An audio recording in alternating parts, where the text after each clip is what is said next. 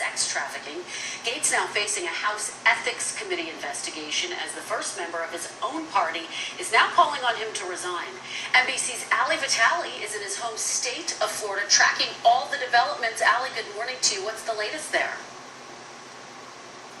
Good morning, Kristen. Congressman Marr Gaetz back on his home turf and in front of a friendly audience last night, making clear that even as he's mired in scandal, he's not backing down. And I'm not going anywhere. Florida Congressman Marr Gaetz defiant and doubling down in the face of allegations that he was involved in sex trafficking and that he had sex with a 17-year-old girl. And I won't be extorted by former DOJ officials and the crooks he is working with. The truth will prevail. Headlining an event for a pro-Trump women's group. I take the words of Margaret Thatcher to heart. If you want something said, get a man. If you want something done, hire a woman.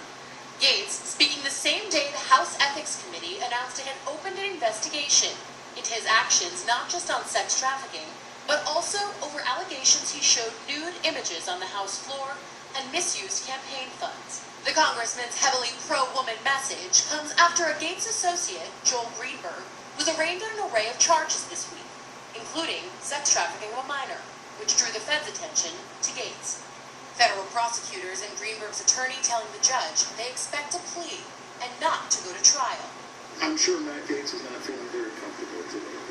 Gaetz, a close ally of former President Donald Trump, has hired attorneys and an outside PR firm to manage the scandal.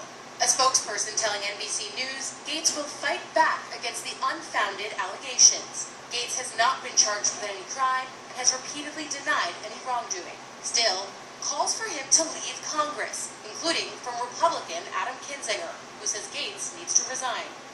And while Gaetz deploys the Trump playbook, doubling down in the face of scandal, Republican allies have been hard to find. Female staffers in Gaetz' office said they never witnessed a hint of impropriety. However, the statement did not include their names. Even Trump has been subdued, offering only a reminder of Gaetz' denials.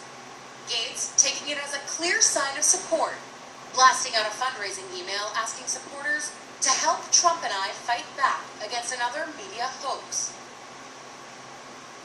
And guys, Gaetz is not just taking a page from the Trump playbook by calling these allegations a hoax, but also in the legal strategy he's taking. He hired one of the same lawyers who also represents the Trump organization in ongoing criminal and civil investigations ongoing now in the state of New York. Peter and Kristen.